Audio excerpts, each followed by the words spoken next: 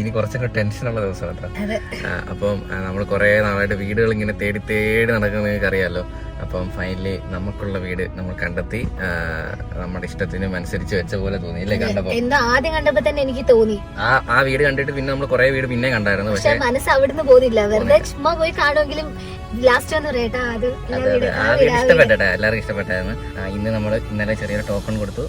நாளை நாளை நாளை என்று இன்றை இழக்காதே, நீ இன்றை இழக்காதே, நீ இன்றை இழக்காதே.